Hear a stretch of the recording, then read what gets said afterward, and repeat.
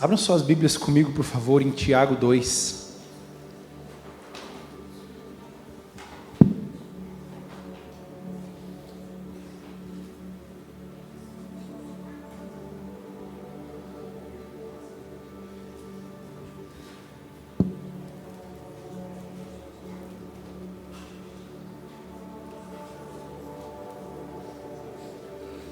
Tiago 2. Nós vamos ler do versículo 14 ao 26.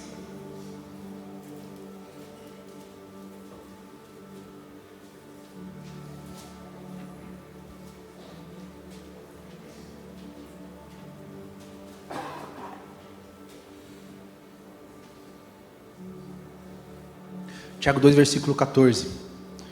De que adianta, meus irmãos, dizerem que têm fé, se não a demonstrarem por meio de suas ações? Acaso esse tipo de fé pode salvar alguém? Se um irmão ou uma irmã necessitar de alimento ou de roupa, e vocês disserem, até logo e tenha um bom dia, aqueça-se e coma bem, mas não lhe derem alimento nem roupa, em que isso ajuda? Como vem a fé por si mesma, a menos que produza boas obras, está morta. Mas alguém pode argumentar, uns têm fé, outros têm obras. Mostre-me a sua fé sem obras, e eu, pelas minhas obras, lhe mostrarei minha fé. Você diz crer que há um único Deus. Muito bem. Até os demônios creem nisso e tremem de medo. Quanta insensatez! Vocês não entendem que a fé sem obras é inútil? Não lembram de nosso antepassado Abraão, que foi declarado justo por suas ações, quando ofereceu seu filho Isaque sobre o altar? Como veem, sua fé e suas ações atuaram juntas. E assim, as suas ações tornaram a fé completa. E aconteceu exatamente como as Escrituras dizem. Abraão creu em Deus, e assim foi considerado justo. Ele até foi chamado amigo de Deus. Vejam que somos declarados justos pelo que fazemos, e não apenas pela fé. Raabe, a prostituta, é outro exemplo. Ela foi declarada justa por causa de suas ações, quando escondeu os mensageiros e os fez sair em segurança por um caminho diferente. Assim como o corpo sem fôlego está morto, também a fé sem obras está morta. Parece muito simples e muito claro o que esse texto está nos trazendo. E esse tema é um assunto de grandes discussões. Porque Tiago está trazendo uma perspectiva a respeito da manifestação da nossa fé por meio das obras. Enquanto Paulo vai falar, e a gente vai falar sobre isso depois, sobre a salvação ser um dom de Deus por meio da graça, por meio da fé pela graça. E a primeira coisa que a gente sempre precisa entender é que a palavra ela não se contradiz, ela se complementa. Então, hoje nós vamos falar um pouquinho sobre o que Tiago está trazendo aqui para nós, compartilhando aqui conosco nesse texto, tentando trazer um pouco para a nossa própria realidade, tentando entender um pouco o que quer dizer essa fé sem obras é morta, o que quer dizer somos declarados justos pelo que fazemos. E uma forma muito comum, uma forma muito boa, uma forma muito boa da gente entender o que isso se aplica na nossa vida, como isso se aplica para a nossa vida, é a gente refletir sobre a nossa história, sobre o que aconteceu no nosso caminho. Então, eu gosto muito, eu já falei aqui algumas outras vezes, eu gosto muito de ficar viajando a respeito das diferenças das gerações. Eu leio algumas coisas sobre isso, eu pesquiso algumas coisas sobre isso, vejo alguns vídeos sobre isso, e fico viajando mesmo. E eu vou falar um pouco sobre isso também, sobre gerações, sobre coisas que eu consigo identificar na minha juventude, na minha adolescência, às vezes nos meus pais, e coisas que hoje eu vejo na geração de adolescentes atual, de jovens atual, e só para constar, eu também sou jovem, tá? Então quando eu falo sobre a geração de jovens atual, estou falando de mim também, tá bom? Jovem, sou jovem. Então, a gente estava conversando em casa, eu e a Jéssica, a gente falando sobre esse assunto, né, das diferenças dos tempos, né? A gente ouve bastante o pastor Farley e a pastora Dani falar aqui dos anos 2000, de tudo aquilo que aconteceu, né, no movimento dos eventos que o Dan Duque fazia aqui no Brasil, os Fogo e Glória, David Kinley e tudo mais, todas essas coisas. E eu estava fazendo um exercício de olhar para o meu passado, para a minha história, para minhas origens, a igreja onde eu me converti, o lugar onde eu comecei a aprender as bases da fé, que eu comecei a aprender as bases do Evangelho, onde eu comecei a aprender as coisas mais básicas mesmo do relacionamento com o Senhor. E eu comecei a perceber que do contexto onde eu vim, no contexto onde eu vivia, era muito comum a gente, jovem, cedo, talvez até demais, adolescente, né, assumir responsabilidades que hoje em dia não são tão comuns assim mais. Né, eu vim num contexto onde a estrutura da igreja, né, eu digo de liderança e a forma com que a liderança se organizava, né, fazia com que praticamente todos os ministérios tivessem um líder, um vice-líder, um tesoureiro, um secretário. Umas coisas assim meio estranhas. Eu lembro que quando eu era adolescente, pré-adolescente, né, eu tinha, sei lá, 13 anos, e a gente falou, não, vamos organizar então um ministério de adolescentes aqui na igreja. Precisava de um líder, um vice-líder, um secretário, um tesoureiro. Né, isso, de certa forma, fazia com que a gente, por mais que hoje soe muito estranho para nós, fazia com que a gente fosse, entre aspas, forçado a desenvolver alguns pensamentos que a gente naquela idade não pensaria naturalmente. Né? E no decorrer do tempo, né, as coisas, talvez pela forma com que, talvez não, com certeza, pela forma com que a igreja se movia, né, eu me tornei líder de célula de adolescentes com 15 anos mais ou menos. Né, com mais ou menos 15, 16 anos, peguei 3 caras lá que eram adolescentes, a gente levei para dentro da minha casa e comecei a dar célula para eles.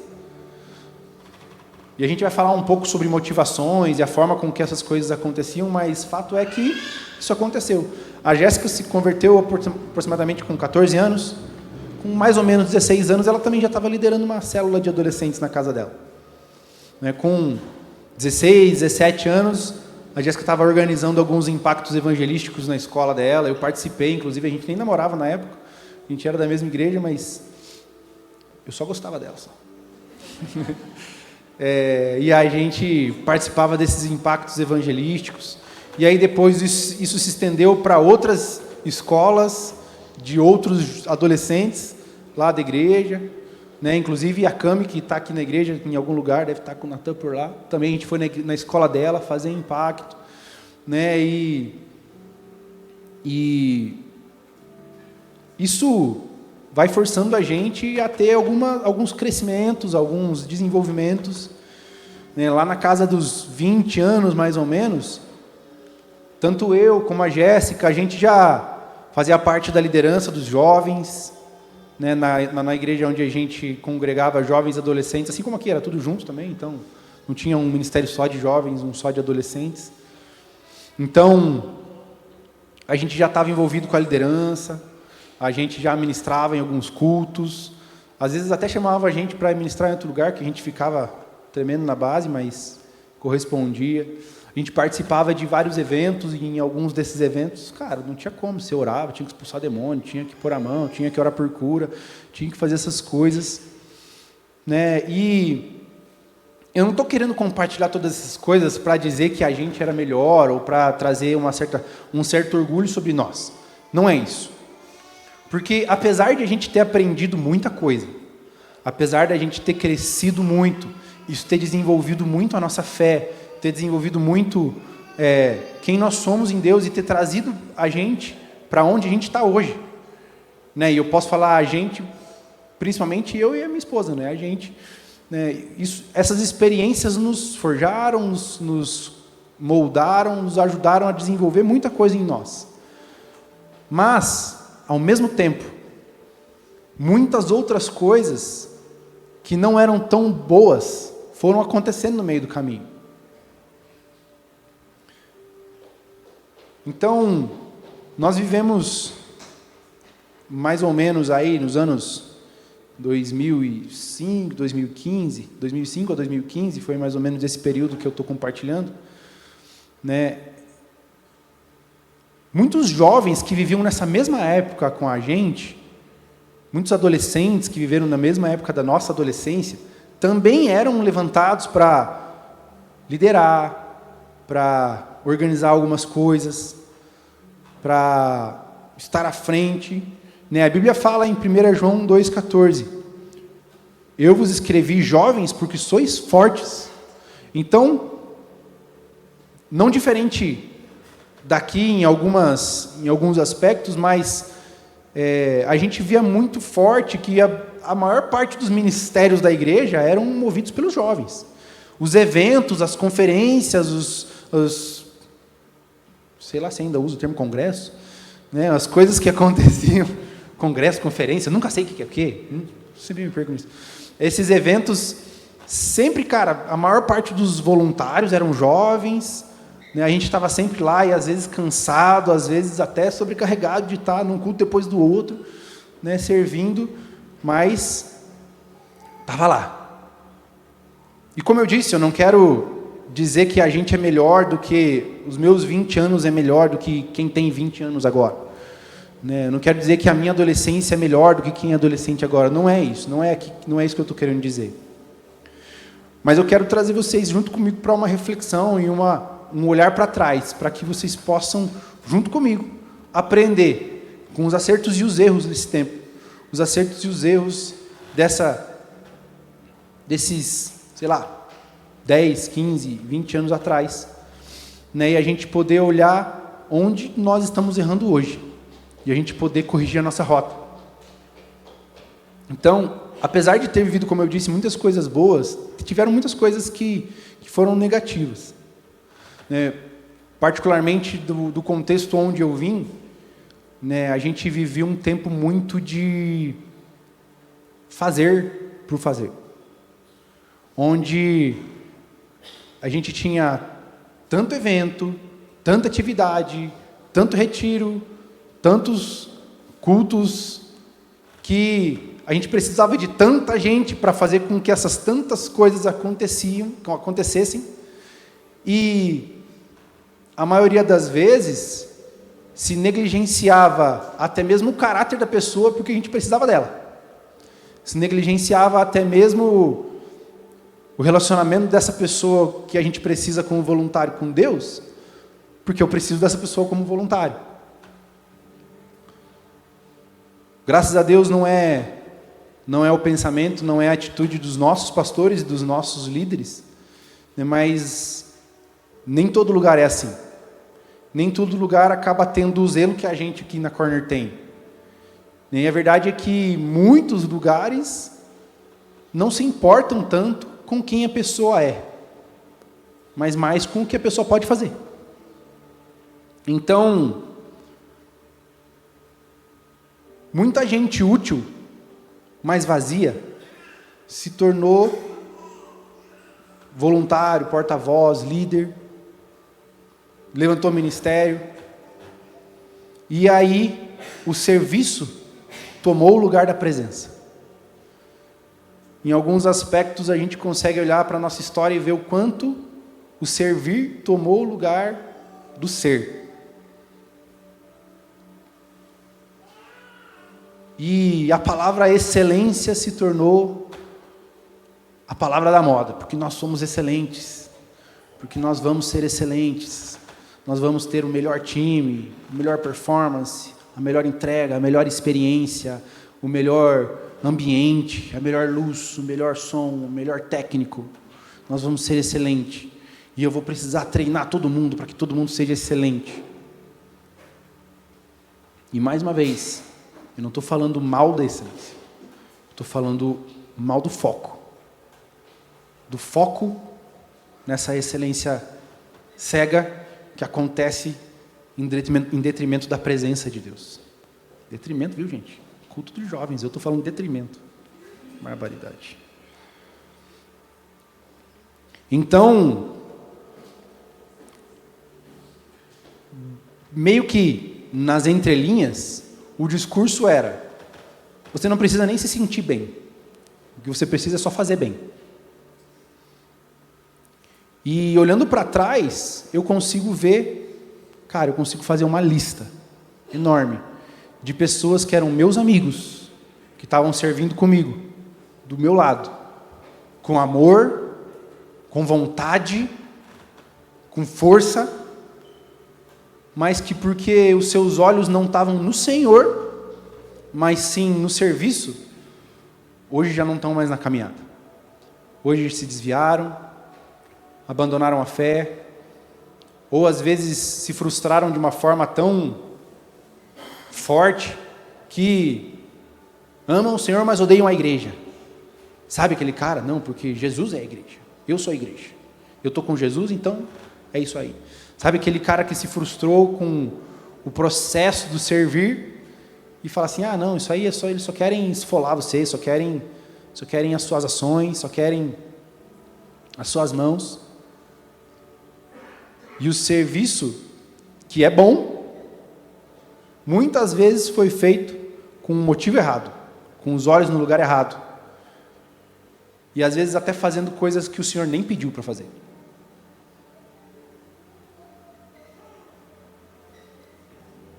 Eu lembro que uma vez eu estava conversando com meu líder, que era meu discipulador.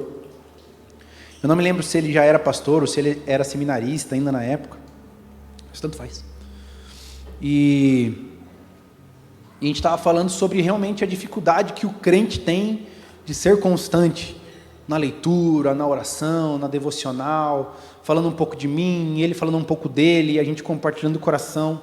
E como ele era seminarista, ou sei lá se ele já tinha se formado, não lembro nessa época, mas ele tinha muitos amigos pastores, amigos que estavam liderando igrejas, ou alguns lugares que eram, que a gente chamava de pontos missionários, que seriam um projeto de algumas igrejas. E ele falou algo que me escandalizou naquele dia. Ele falou assim: não acho que todos esses pastores aqui, e começou a citar nome, esse são meus amigos, mas eu tenho certeza que não são todos eles que têm uma devocional diária. Isso me chocou. Eu falei assim: caraca, como assim, meu? O cara está em tempo integral, a obrigação dele é ter tempo para isso. O cara não tem desculpa. E a verdade é que, por mais real que esse exemplo possa ser, as pessoas, a gente, o ser humano, tende a entrar no automático. E ir fazendo. E aquilo que exige um pouco mais da gente esforço, acaba sendo negligenciado com o tempo. E o resultado da intensidade dessa geração que serviu com muita força, com muita vontade de fazer, com muita vontade de acontecer, mas sem os olhos no Senhor, foi carga, pressão, a entrega da eficiência, a urgência, necessidades inadiáveis. Isso foi desbloqueando. E eu, olhando para trás, gente, eu olho que isso nem só na igreja, tá? Isso até além da igreja foi acontecendo na geração mesmo, na sociedade como um todo. Porque isso foi desbloqueando coisas que, 30 anos atrás não eram tão famosas, como burnout, depressão, ansiedade, pânico, todas essas coisas que hoje a gente está muito familiarizado com os temas, mas ali, nos anos 2000, talvez, pastor Dani me corrija se eu estiver falando besteira, mas ali, mais ou menos nessa época, era para muitos novidade. Eu lembro que a primeira vez que eu ouvi o termo burnout foi o Leandro Barreto falando lá da Poema. Eu falei: nossa, o que será que é isso aí, cara? Isso aí faz quantos anos já? E principalmente, além de todas essas consequências, o esfriamento, a ausência de Deus, o afastamento de Deus, a frustração com a igreja, a frustração com líderes, a frustração com pastores, a frustração com Deus. É muito... Deixa eu beber água, gente. minha boca seca muito.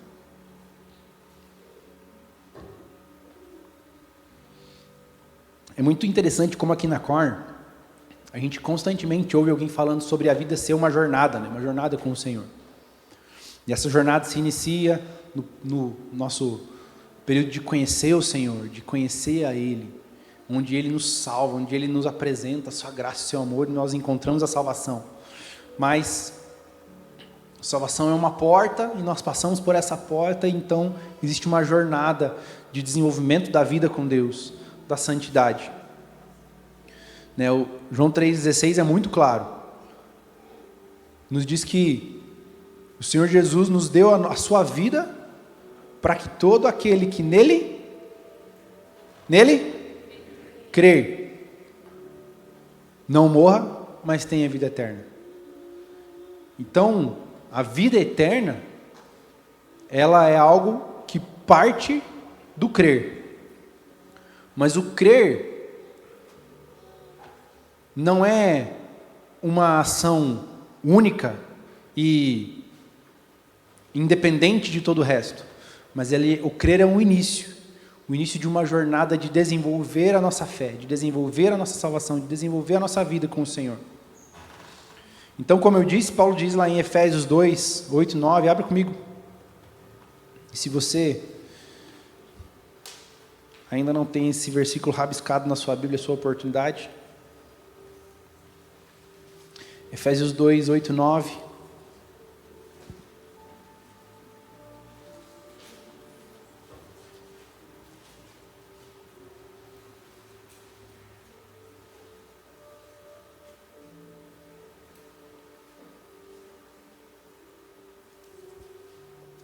Porque pela graça sois salvos, por meio e isso não vem de vós, é dom de Deus, não vem para que ninguém se glorie. Então nós somos salvos pela graça, gente, e é isso, a graça nos salva, por meio da fé, a fé em Cristo Jesus, que entregou sua vida para que nós pudéssemos encontrar o Pai, para que nós pudéssemos ter o livre acesso ao Pai. Então, a Bíblia é muito clara ao nos explicar que nós merecíamos a morte, nós merecíamos a condenação, mas pela graça do Senhor Jesus nos salvou da morte, nos deu a vida, nos oferece a vida. Isso é muito claro. Todo mundo está comigo? Alguma dúvida sobre isso? Isso é muito claro. Alguém aqui conseguiu merecer a sua própria salvação? Ninguém consegue merecer a sua própria salvação. Inclusive, Paulo lá em Romanos 7, falando sobre a tentativa do homem de se justificar, de se salvar por obediência à lei, ele vai falar, ó, que miserável homem que sou. Nós somos miseráveis na nossa natureza pecadora, na nossa natureza adâmica. Mas o Senhor, pela graça, nos salva. E como eu disse, isso é a porta de entrada no caminho. E nós temos um caminho a percorrer. E esse caminho vai durar até o fim de nossas vidas, ou até que o Senhor venha nos buscar. Hebreus 12, 1 diz assim, portanto nós também, pois que estamos rodeados de uma tão grande nuvem de testemunhas, deixemos todo o embaraço e o pecado que de perto nos rodeia. Uma outra versão diz, que tenazmente nos assedia. E corramos com paciência a carreira que nos está proposta. Existe uma carreira a ser corrida. Existe uma carreira a ser percorrida, que vai requerer de nós paciência, que vai requerer de nós a luta contra o pecado que está nos assediando constantemente, que vai requerer de nós que a gente abandone o embaraço, abandone aquilo que nos afasta do Senhor.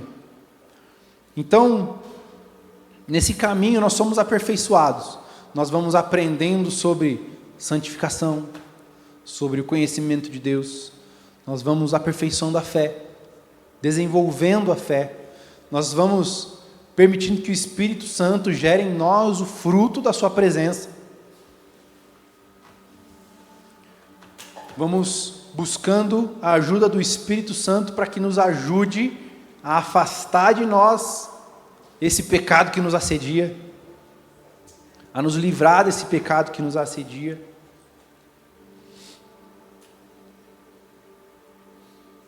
E todas essas coisas nós temos aprendido como Corner, graças a Deus, graças ao Senhor Jesus, Ele tem nos ensinado, Ele tem nos ministrado.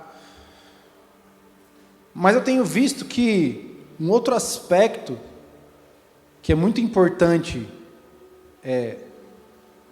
da vida cristã, da vida de desenvolvimento da salvação, muitas vezes acaba sendo negligenciado por conta do histórico de onde vivemos, que é o servir. Então você lembra que eu falei que algumas pessoas, por conta do muito servir, do muito fazer, com os olhos no lugar errado, desenvolveram problemas, desenvolveram crises, esfriamento e tudo isso? Então, o que se percebeu? O povo está se perdendo, o povo está se afastando, o povo está ficando doente, então nós precisamos ajudar o povo. E o que nós vamos fazer? Vamos ensinar o povo a parar. Vamos ensinar o povo a parar de servir na loucura. Vamos trocar a eficiência pela eficácia. Vamos trocar a produtividade pela qualidade. E o que acabou acontecendo foi que a gente começou a trocar o servir a todos pelo cuidar de mim mesmo. Porque eu preciso cuidar de mim mesmo. E mais uma vez, o problema não é o cuidar de si mesmo. Né? Então, ficar em casa, descansar, não preciso ir na igreja todo final de semana, parar um pouco, não servir em tudo, isso começou a se tornar algo muito comum. Isso começou a se tornar algo muito aceitável, muito, até, de certa forma, obrigatório. Não dá para estar em tudo, né, gente? E aí, aos pouquinhos, a gente começou a tornar o servir a todos por servir a mim mesmo.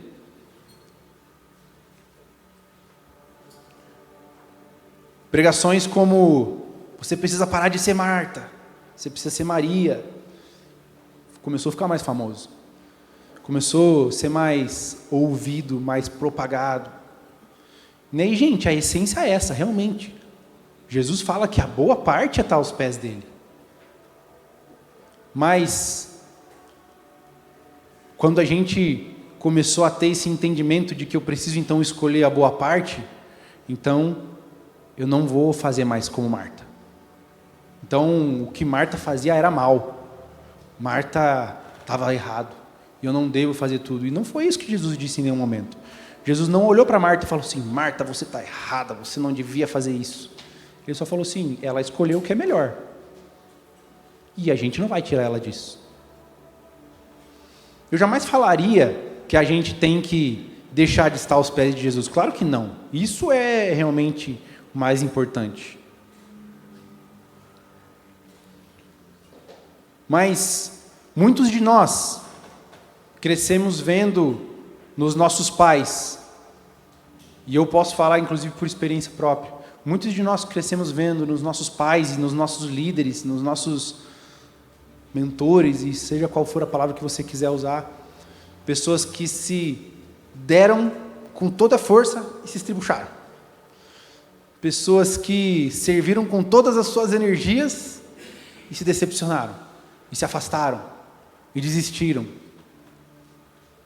E a nossa atitude, ou foi seguir os passos e fazer exatamente a mesma coisa, e dar tudo sem foco no Senhor Jesus e também se quebrar em algum momento, ou a nossa atitude foi aquela defesa, não, então eu vou fazer o contrário.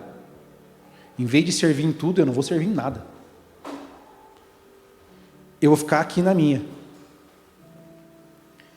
E hoje, a gente corre o risco de assim como os nossos pais, as gerações anteriores, negligenciaram a presença de Deus para poder servir, muitos de nós acabamos negligenciando o servir porque eu preciso cuidar de mim mesmo, porque eu preciso parar um pouquinho.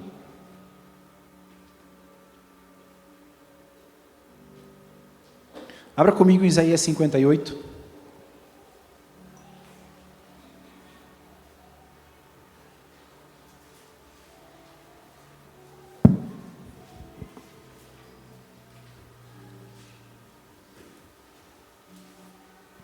Isaías 58, vamos ler a partir do versículo 6.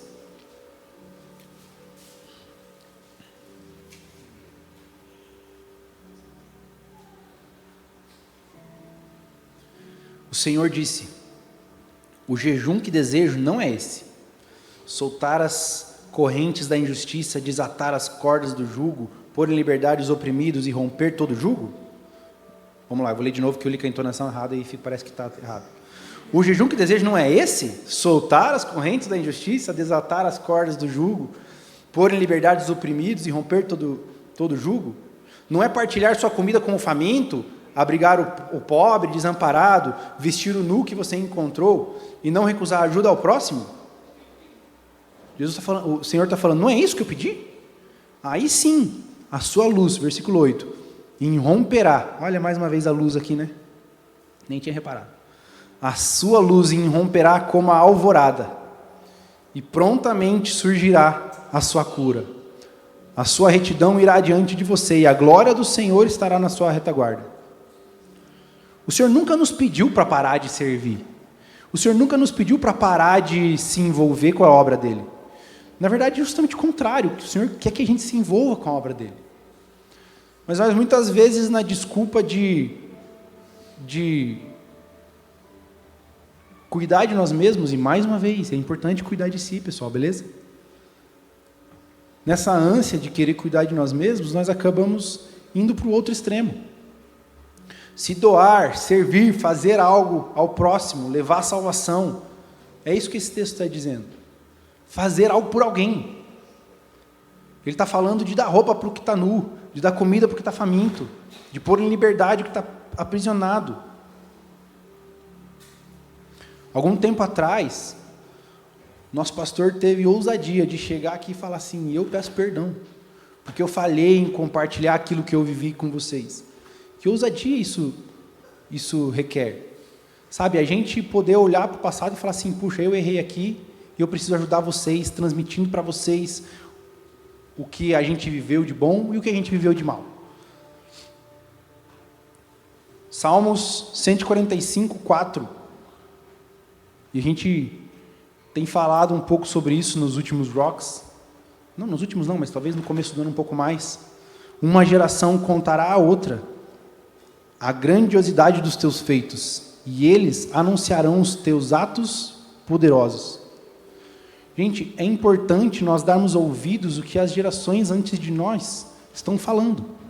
O que eles fizeram de certo, o que eles fizeram de errado. Esses tempos atrás eu tive uma conversa com um parente meu, um familiar meu, e eu estava falando, viu, eu lembro de uma época onde você estava assim, assim, assado, você estava super atarefado, você às vezes não conseguia parar de mexer no telefone, inclusive. O que aconteceu? Me explica essa época. Ele falou assim: puxa, eu comecei, resumindo a conversa, porque a conversa foi um pouco mais longa, ele falou: eu comecei a fazer demais, coisas até que o senhor nem tinha me pedido. E o que aconteceu foi que em 10 anos de serviço ministerial, eu não lembro de ver meus filhos crescendo.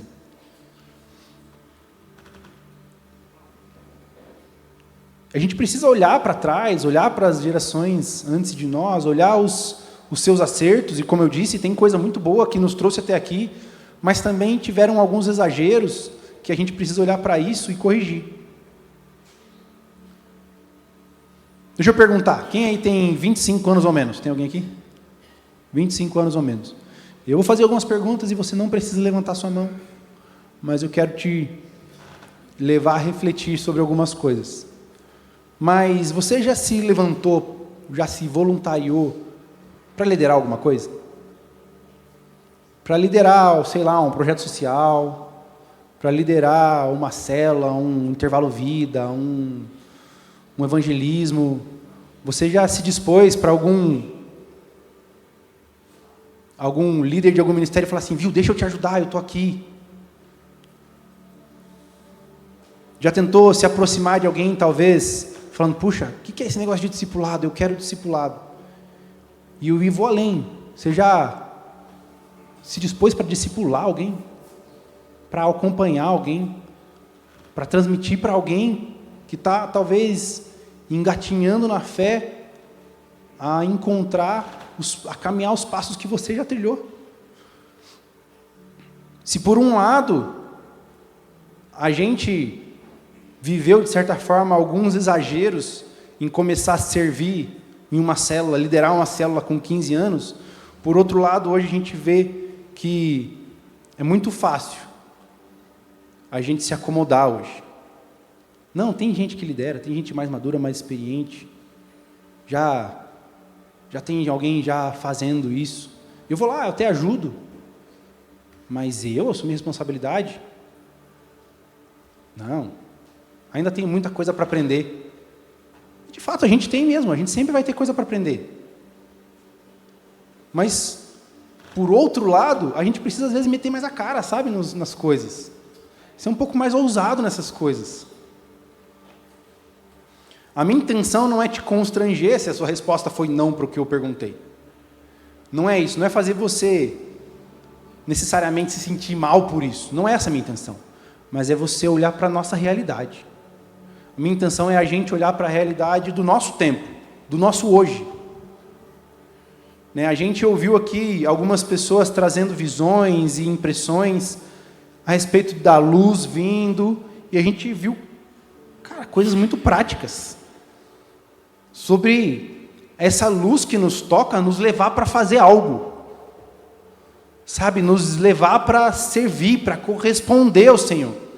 E se tem uma palavra que eu queria que ficasse na sua mente hoje, é correspondência, é corresponder ao Senhor. Nós temos visto o que o Senhor tem feito aqui. Nós temos buscado avivamento, nós temos clamado pela presença de Deus, que é sim e sempre vai ser o mais importante. Nós temos buscado por isso, como comunidade. Mas o que eu vou fazer com isso? O quanto isso que vai tocar a minha vida, vai tocar a vida daqueles que estão ao meu redor. O quanto eu estou disposto para que isso que tem transformado o meu ser, de forma sobrenatural, as minhas emoções, o quanto eu tenho desejado que isso passe de mim também, que isso transborde de mim. Uma das coisas que a gente orou aqui agora há pouco foi que o rio de água viva que vem de Jesus fluísse de nós. E a Bíblia fala isso, que aquele que crê nele, um rio jorraria de dentro de nós. Você acha que um rio que flui de dentro de você não tocaria aqueles que estão ao seu redor? Não tocaria aqueles que estão em volta de nós? Então, voltando para o texto de Tiago, que a gente leu no começo, o autor explica que Abraão foi justificado pelas suas obras. E aí a gente quer entender um pouquinho mais isso com vocês.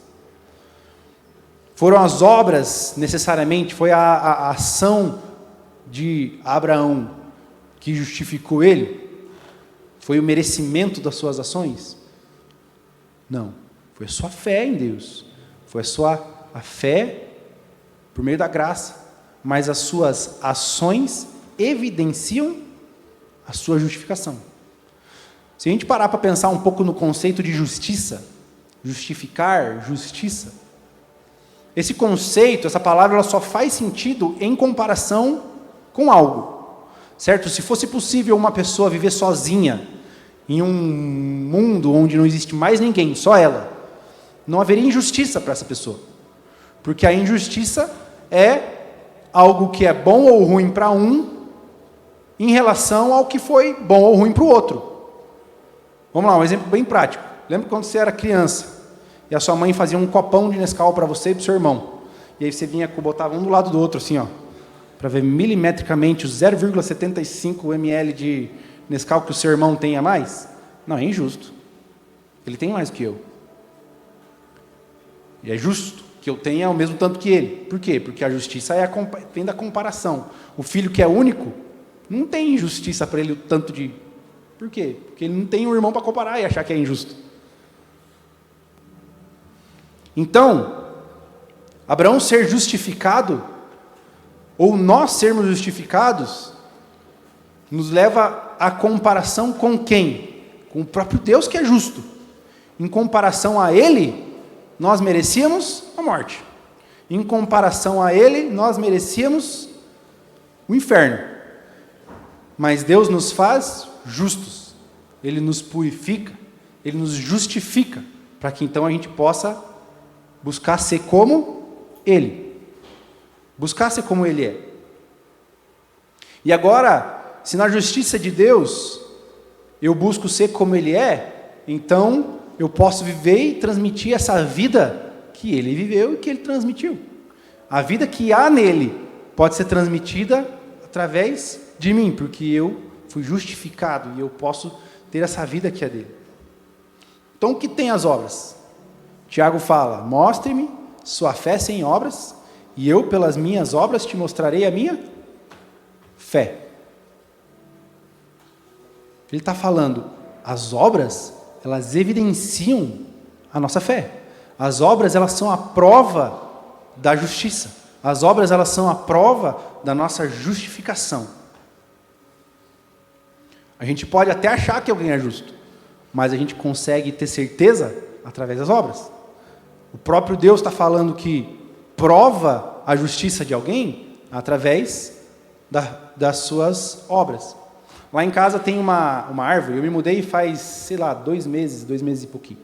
E lá em casa tem uma árvore que ela está desse tamanho assim, bem pequenininha. E eu não faço a menor ideia do que ela é. Eu já joguei no ChatGPT a foto da folha. Eu já peguei a folha e esmaguei assim, encheirei com o olho fechado para ver se eu senti o cheiro da fruta. Eu já senti cheiro de goiaba. Eu já senti cheiro de pitanga. E a verdade é que eu não vou saber o que ela é até que ela dê fruto. Até que ela cresça e dê frutos. Assim como Abraão, assim como Raabe, que a gente leu, e assim como tantos homens e mulheres na Bíblia e na história, pelos nossos frutos, nós podemos nos conhecer. Pelas nossas obras, a justificação de Deus em nós vai ser evidenciada. Está fazendo sentido para vocês? Beleza. Então, se eu busco viver essa plenitude de Deus, se eu busco viver essa vida de justo, então não tem como eu rejeitar as obras. Ou seja, não tem como eu querer não servir. Não tem como eu querer não servir o meu irmão. Eu não querer servir, inclusive, o mundo, levando essa justiça de Deus. E como servir? Ok, então beleza, eu entendi. Preciso servir. Mas o que são então essas tais obras? A palavra que é traduzida por obra aqui no grego é a palavra que se fala ergon. E essa palavra significa literalmente negócio, serviço, aquilo com que alguém está ocupado. Ela quer dizer aquilo que alguém se compromete a fazer, empreendimento, tarefa, qualquer produto, qualquer coisa efetuada pela mão, pela arte, pela indústria ou pela mente. Olha só, gente, como o dicionário também nos ministra. Está falando que coisas que nós podemos fazer com a mão, com a arte, com a indústria, com a produção, com a mente, são obras que evidenciam, que podem evidenciar a justiça de Deus, que podem evidenciar que o Senhor nos justifica. Então, eu posso evidenciar que sou justo quando eu pego uma vassoura para varrer o corredor. Eu posso evidenciar a justiça de Deus quando eu pego um pano com rodo e vou lá limpar o vaso do banheiro que errou a pontaria. Do irmão que foi lá e errou a pontaria. Eu posso pegar Ó, as pessoas estão dando risada quieta, tipo assim, nossa, não acredito que ele falou isso. Mas é verdade, gente. A gente vai lá e às vezes tem que engolir o orgulho. E a minha esposa deve estar falando agora, meu Deus, ele consegue piorar.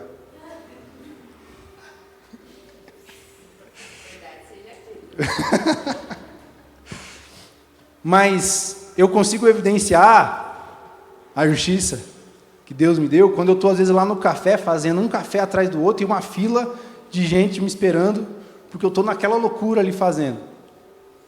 Né? E é só a minha obra, só o fazer que vai evidenciar? Não, é a forma com que eu estou fazendo, a forma com que eu estou servindo, o coração com que eu estou nisso, o amor que eu estou entregando nesse servir ao meu irmão. Eu lembro quando... Hoje eu trabalho com TI, faço home office, mas eu lembro que quando eu trabalhava no escritório, tinha um amigo que eu queria muito que ele se convertesse. Infelizmente, até o momento, não consegui trazê-lo para Jesus. Mas eu lembro que eu levantava da minha mesa e ia lá pegar um copo d'água, e eu falava, vou levar um copo de água para ele. Eu pegava o copo d'água e deixava na mesa dele, e ia sentar na minha cadeira. Ele olhava e falava assim, que é isso? Tá maluco? Não, cara, só quis te servir aqui, ó, tá um copo d'água aí para você. Falei mais nada, fiquei na minha, fiquei quieto. Servi obras que justificam, obras que evidenciam a nossa justiça, a nossa justificação, são as obras que a gente faz com o coração quando ninguém está vendo. Sabe, aquelas coisas que a gente faz na bondade do nosso coração, que vem através do fruto do Espírito, porque o fruto do Espírito também é bondade, que nós fazemos, que às vezes nunca ninguém vai saber. Sabe, aquele tijolo que você tira do meio do caminho para ninguém cair, e como ninguém caiu, nunca ninguém vai saber que você tirou aquele tijolo. Mas você foi lá e falou, puxa vida, eu estou cuidando do meu irmão, cuidando da minha irmã, eu estou tirando isso aqui para evitar um problema. São essas coisas que vão mostrar o nosso coração justificado. E vão mostrar isso principalmente para quem? Para mim mesmo.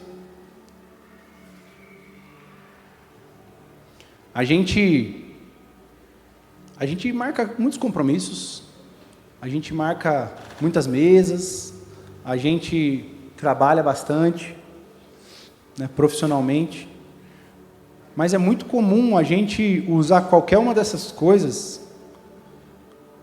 como desculpa, às vezes, para não querer se envolver com coisas que são necessárias, com voluntariado, com, sei lá, servir no Ministério Infantil, servir no café, servir no estacionamento. E eu estou falando um pouco de servir da nossa casa porque faz parte do nosso contexto, mas da nossa casa, da Corner, estou dizendo, né? Porque faz parte do nosso contexto, mas, puxa, servir a Cristo fora da igreja também. Puxa, eu não vou poder ir nesse projeto, nesse louvorzão, nessa atividade evangelística, nesse sei lá o quê, porque fiquei trabalhando até tarde ontem. Eu sempre digo isso, cara, a gente precisa trabalhar. Eu mesmo, ultimamente, tenho trabalhado um pouco mais do que o normal, e a gente precisa realmente trabalhar, trazer provisão, mas essas coisas não podem privar a gente de servir a comunidade, de servir a igreja, de servir a Cristo, de servir o irmão. Está fazendo sentido para vocês o que eu estou falando? Pô, eu estou sabendo que vai ter um evangelismo, por que não ir lá e me envolver, cara? Eu estou sabendo que vai ter sei lá, como a gente teve um tempo atrás aqui, um mutirão na igreja. Venha servir. Às vezes você vai pintar o rodapé, cara. E é isso aí. Venha servir. Naquele dia a gente pintou bastante rodapé, inclusive. E tinha uns tiozão pintando rodapé. Porque tinha, relativamente, poucos jovens como a gente gostaria de ver. Tiago 2, 18, que a gente leu, mais uma vez. Mas alguém pode argumentar, uns têm fé e outros têm obras, como a gente já leu. Mostre-me a sua fé sem obras e eu mostrarei pelas minhas obras a minha fé. A gente sempre precisa escolher a boa parte, estar aos pés de Jesus, mas isso sempre vai ser o mais importante, mas não negligenciar o resto. Sabe, eu e a Jéssica, a gente tem uma rotina um pouco puxada. né? Trabalho, a gente tem 2 crianças, né? A gente ainda se envolve bastante com algumas coisas aqui na casa. E a gente tem 2 filhos pequenos que precisam descansar. Então a gente naturalmente precisa botar na nossa rotina dia de descanso. Tem que ter um dia de descanso. Ou às vezes se a gente vai ter alguma atividade, vai alguém lá em casa, uma mesa, vamos botar eles para dormir antes das pessoas chegarem, para eles poderem descansar. É importante isso. Mas também a gente não pode deixar de servir. Sabe, eu quero que os meus filhos cresçam olhando para mim como um exemplo de alguém que é envolvido na obra de Deus. Alguém que é envolvido no serviço ao Senhor, no servir aos irmãos. E às vezes eu posso estar falando algo para você que parece muito distante, porque você não tem filho, ou talvez não tem nem namorado, namorada ainda. Né? Mas a gente precisa começar a construir esses hábitos. E da última vez que eu ministrei, se eu não me engano, eu falei sobre isso. A gente precisa começar a construir esses hábitos de servir ao Senhor enquanto a gente tem mais tempo. Porque quando a gente tiver menos tempo, não acho que você vai encontrar motivação suficiente para continuar servindo. E para a gente já caminhar para o fim,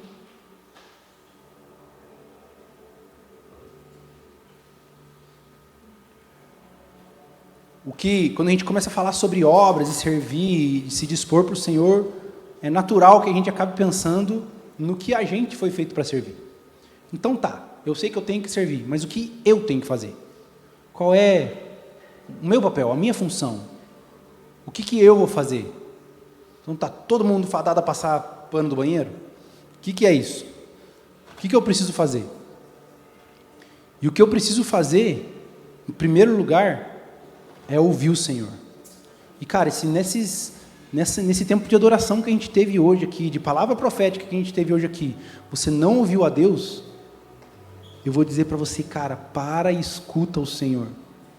Porque o Senhor fala. E quando nós ouvirmos, corresponder. Corresponder. Ouvir e obedecer. Se você... Sabe, muitos de nós, a gente tem um assunto que nos incomoda às vezes. Sei lá, é algo social, sei lá, você se incomoda toda vez que você vê uma criança num orfanato. Você se incomoda toda vez que você vê uma pessoa, um bêbado. Te incomoda isso. Você se incomoda toda vez que você vê um crente que não conhece da Bíblia. Você se incomoda toda vez que você vê algo desorganizado, desarrumado. Cara, isso pode ser um grande palpite do que o Senhor está te chamando para fazer. Isso pode ser uma grande dica do que o Senhor está te chamando. Sabe, às vezes você sente aquele incômodo, aquele negócio, puxa, cara, toda vez que eu vejo essa situação, eu fico mal, cara. Sabe, o pessoal foi lá para Marajó, e aí teve gente que foi lá, serviu, foi bênção, Deus fez, teve uma experiência incrível, mas teve gente que voltou de lá estragado, e falou, não, mano, não dá. Esse lugar não dá, cara. Eu preciso voltar para lá. Sabe, o que te queima por dentro, o que te incomoda, isso é um grande palpite do que o Senhor está te chamando para fazer. Isso é uma grande pista do que o Senhor te chama para fazer. Mas enquanto às vezes você não consegue desenvolver isso, que parece talvez maior do que você consegue imaginar, ou maior do que você consegue abraçar no momento, você não vai fazer nada? Ou se por outro lado você olha e fala, puxa, eu não consegui identificar ainda o que me incomoda, eu não consegui identificar ainda o que queima dentro de mim, não vou fazer nada? Não, porque a gente sempre fala, faça algo, se envolva com algo. Sabe, não tem problema você testar. Puxa, eu vou ver se o meu negócio é evangelismo de rua. Vai se envolver com evangelismo de rua. Às vezes queima o teu coração, às vezes você fala assim, puxa, é massa, é maneiro, importante a experiência, mas acho que o meu negócio é mais o lado do ensino. Ou o contrário, sabe? Vai fazer uma escola diferente, um curso diferente, vai se dispor aí, sei lá, para o N, para ajudar ele lá na escola bíblica. Né? E aí, de repente, você vai ver e fala, puxa, isso aqui é o que queima em mim, cara, é ensinar as pessoas. Ou você vai falar, puxa, isso aqui não é legal, é bom, é importante, tem que ter, mas acho que a minha praia é outra. Não tem problema a gente testar. Não tem problema. E eu vou além. Às vezes, inclusive, a gente precisa fazer coisas que a gente nem gosta tanto também. Tem uma frase de um... Eu não sei de quem é essa frase, mas eu gosto. Não faço a menor ideia de quem é. Mas eu gosto muito. E eu sempre trago isso para a minha vida. A frase diz: meninos fazem o que querem, homens fazem o que tem que fazer. E às vezes a gente tem que fazer coisa que a gente não quer. E é isso aí, cara. Eu preciso ser homem e fazer o que eu tenho que fazer. Eu preciso assumir a responsabilidade. Assumir a maturidade. Não ser mais como criança que é levado de um lado para o outro. Mas crescer. E aí, cara, às vezes eu vou ter que me envolver num serviço voluntário de alguma coisa, mesmo sem querer tanto. E como eu disse, a gente vai cuidar sempre para não ir para o outro lado, do servir sem buscar a presença mais do que tudo. Mas também não deixar de fazer as coisas. Esses tempos atrás, acho que foi ano passado, não me lembro, uma pessoa aqui na igreja me procurou no final do Rocks e falou assim: Fernando, ora comigo. Eu estou sentindo o Senhor incomodar o meu coração para fazer um serviço social na comunidade ali do Parolim. Ora comigo. Mano, orei com o menino. Mas a gente precisa sair às vezes da oração e ir para algo mais prático também, sabe? Planejar alguma coisa. Às vezes o Senhor vai começar a incomodar você com alguma coisa muito específica. Às vezes você vai se incomodar com uma coisa um pouco mais abrangente. E quando você vai fazendo, você vai identificando. Vocês estão me entendendo? O que deixa você indignado? Jesus nunca disse que a parte de Marta era ruim. Só que a de Maria era melhor. E eu quero encerrar, chamar o pessoal do louvor já para vir para cá, lendo um último texto com vocês. Quero que você abra sua Bíblia comigo. Isaías 6.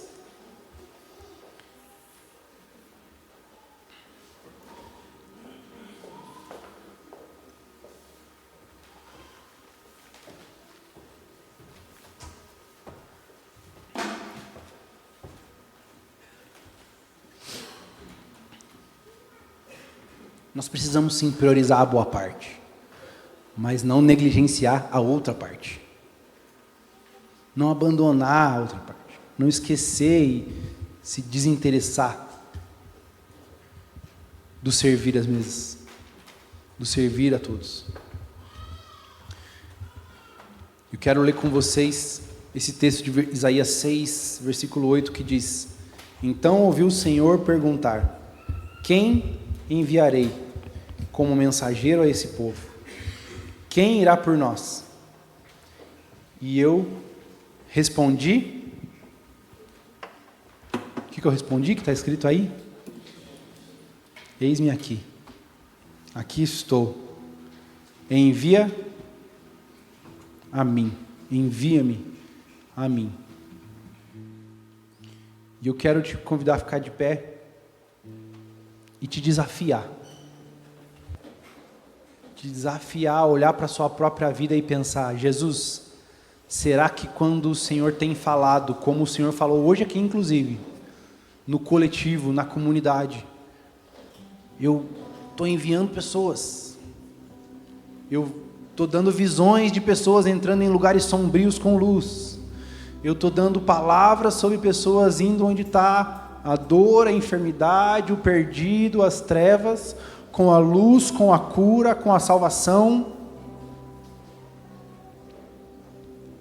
Será que nós temos falado, envia-me a mim? Ou nós temos falado, envia alguém, Senhor? Envia o meu irmão. Envia o outro.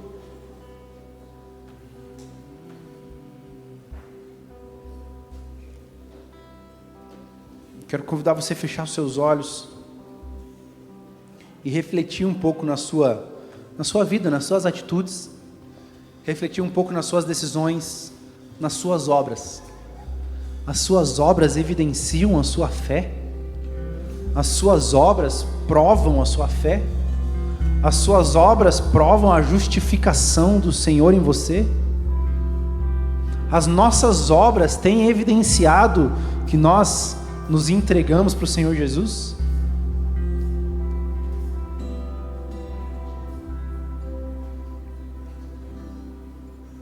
O que eu tenho feito para servir ao Senhor e aos meus irmãos? O quanto eu tenho disposto a minha casa, a minha mesa, as minhas mãos, as minhas habilidades, os meus dons, o meu conhecimento. O quanto eu tenho disponibilizado do que eu tenho, do que o Senhor me deu. O quanto eu tenho buscado aprender e aperfeiçoar o que o Senhor me deu, para que eu possa corresponder e servir ao Senhor, evidenciando que eu o amo, através das minhas ações, através das minhas obras. Eu quero te convidar a refletir sobre isso.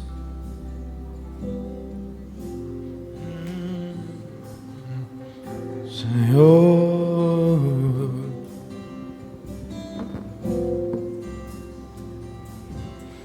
Jesus,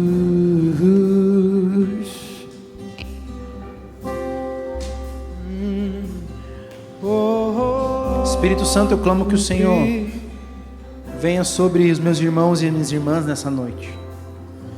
Espírito Santo, eu clamo que o Senhor nos faça olhar para nós mesmos, reconhecer a nossa indisponibilidade. Deus, que o Senhor nos ajude a reconhecer a nossa indiferença, que o Senhor nos ajude a reconhecer a nossa falta de correspondência, que o Senhor nos ajude a reconhecer